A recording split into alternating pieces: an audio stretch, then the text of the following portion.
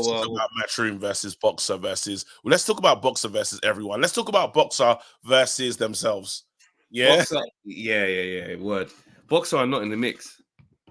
What? So I've seen this. Ben Shalom said this. Yeah, really interesting.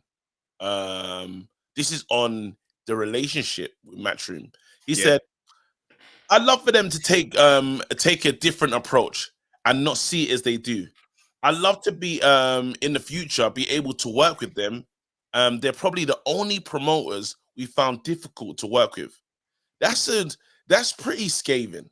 You know, that's pretty scathing. And obviously, you hear Eddie Hearn comes out recently and basically says, look, like, you lot just sign, like, you can tell that it's a contentious relationship. But then he stepped in, Eddie Hearn's moved, and it doesn't make sense to me at times. Because yes, Eddie Hearn moved from Sky Sports and went to the Zone, but that was Eddie's choice. Eddie wasn't forced out of Sky Sports. But then immediately, these two became ops. These two, like, and then I feel like Ben Shalom inherited the beef of the platform. 100%. What I think Ben came in nice. He came in nice. And from day one, I said it, like, you got to understand, yeah, we're from South London, bro. You're never going to be able to piss on me and tell me it's rain ever in your life, bro. And I think I can spot London, you'll feel that as well, to be honest. Yeah, there's other places in London, but we know South, bro. You know what I'm saying? Brixton, Lewisham, we know these places. Yeah. There's a level of certain, like, a frequency that you just can spot bullshit, bro. Yeah, don't piss. Yeah, don't take the piss. Don't take the piss. Yeah, I'm saying, man, them come to, bro. Remember the back of the day, man, come up to you, put your arm around. Hey, what going on, bro? What are you saying, fam? Yeah. Hey, you know that arm around. You don't mean well. Get your hand off me, bro.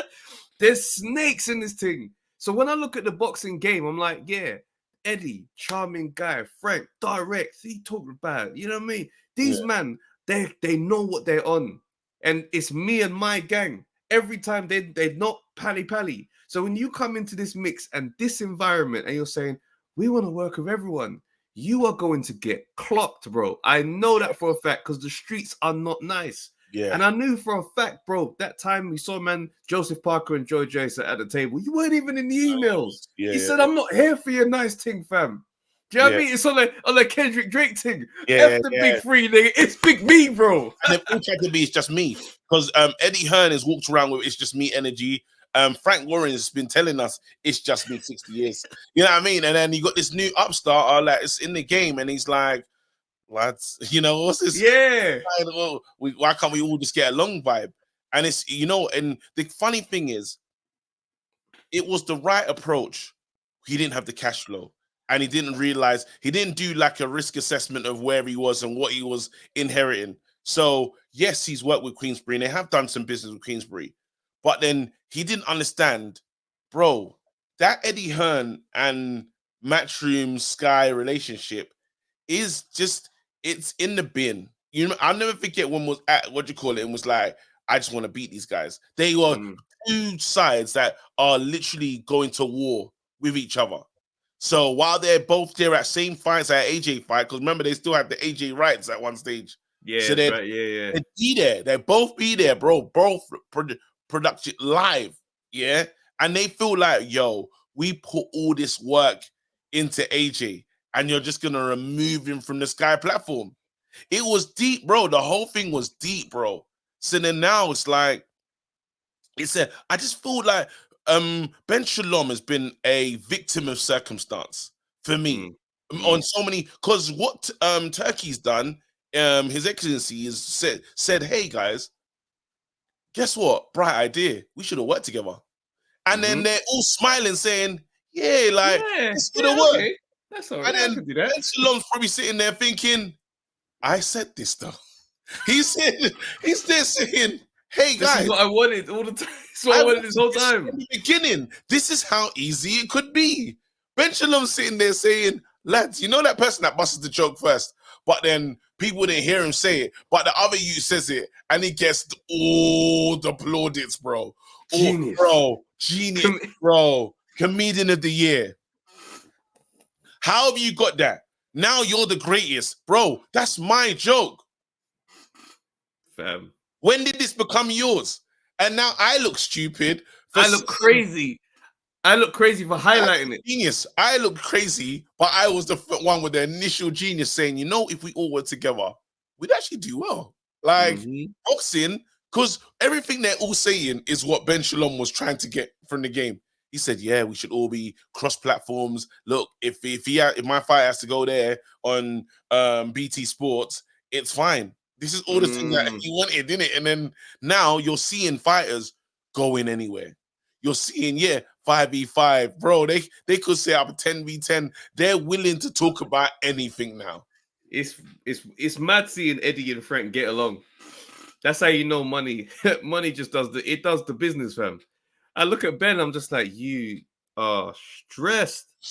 No, but now he's saying that why there's a problem is because we can't just say while Ben is just a victim of circumstance, because there's an argument for that, but there's another argument that needs to be had.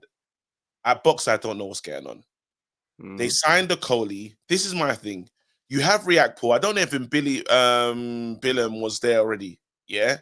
So you have React Paul. Yeah. You have Billam, and then you sign then you sign a Coley. Yeah. So for me, I say, oh, that's very interesting. You have like, I don't really understand this because they're all the same weight class, and it's not like it's a heavy group. So the intention is they must fight each other, but the intention is the person that you gave the bag to, because you've poached my man from Matchroom, he has to be your number one fighter.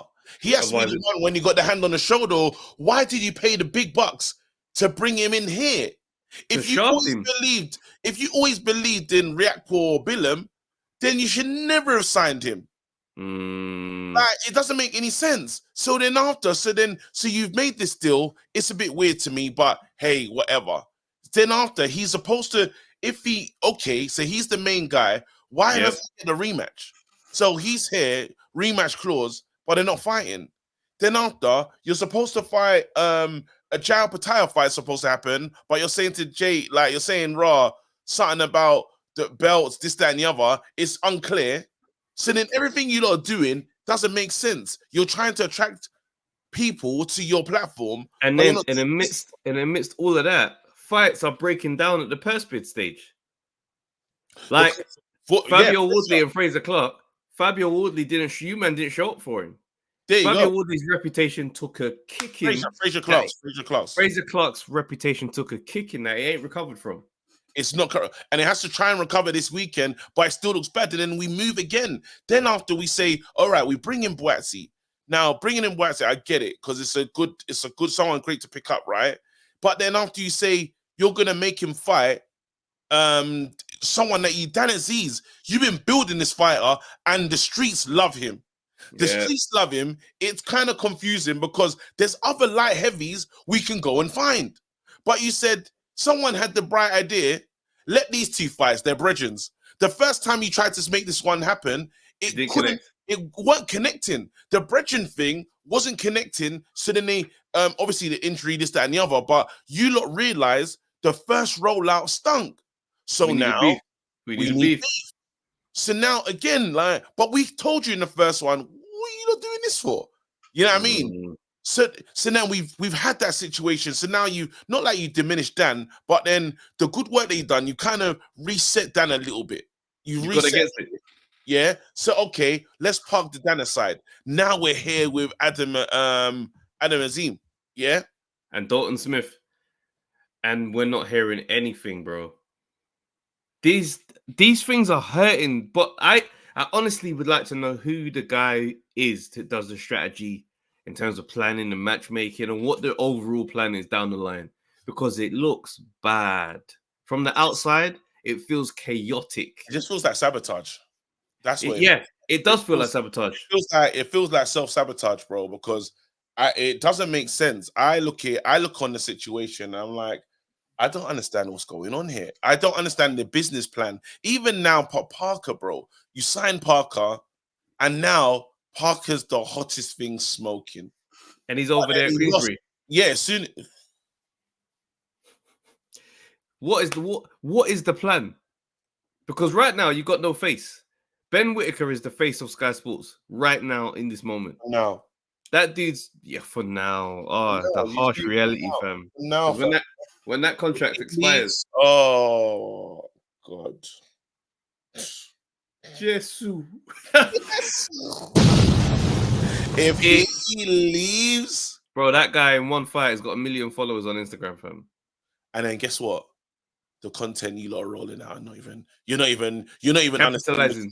You're not even capitalizing on your biggest commodity. You need to be treating him like how they treated a young AJ. Yes, sir. Literally. He's connected. Just imagine, yeah. You lot found gold in your hands, yeah, and it's just there. The guy, bro, the personality. It's landing in your hand. It's landing in your hand. It's connected. Not only is he connected in the UK, in the UK, abroad. US. When you've got in the US, people are posting him. The real blue tickers, the real you come to see this fight. Shaquille O'Neal, O'Shea Jackson, bro. You're not getting them selling this. Yeah, how hard it is to get into that, stratosphere. One fight against a random fam. You start pushing it, saying the new face of boxing. Double down into the what you call it. You have to. Boxers here. Boxers are right, bro. Again, bring us into these strategy meetings, lads. Honestly, because I don't know what you look. Honestly, this is wrong. So I would be in the meeting saying, everybody get out. If there's people, whoever's been in that room so far, yeah, you're not doing the job properly. Get out, leave. You're not connecting to the streets like how you think you are, even man. Young Adam, even him, bro. You've got a talent here, yeah. And this is what we're rolling out. This, even now, we got who was trying to fight Isaac Chamberlain, really well known, really well respected, Vidal Riley. You've got things that are quite exciting here. But then you lot not doing the right stuff with the excitement that you have in the building. It's like their budget. It's like their budget has been cut quietly, and no one is allowed to know. Yeah, because it just feels like there's a lot of backward boxing going on here. And people think Adam Smith will be returning to with the new group, GMB Sports. I don't even really know much about them, but I heard that they're really making a play. So, and Adam Smith being over there is a great clout token. It's a great clout token. We all want to hear, could this be the man? Oh, bro. Could this be the man? Look, man. All I'm saying is good. Best of luck, Ben. We do want to understand it. If you wanna have a chat, let us know. Yeah. And if you before that chat, get rid of everyone. That's what I'm saying. Go into that office Monday morning or Tuesday, because it's back Monday. Tuesday, and say, hey, everybody, get out. If you are not here to see this thing and us to compete and be serious, get out. Because we have good things. We actually have some great signings, bro. The potential is there, bro. We're taking a piss. Yeah, you're not boxing. You're not boxing behind the jab, man. Ugly work, fam. All right. Anyway, we move.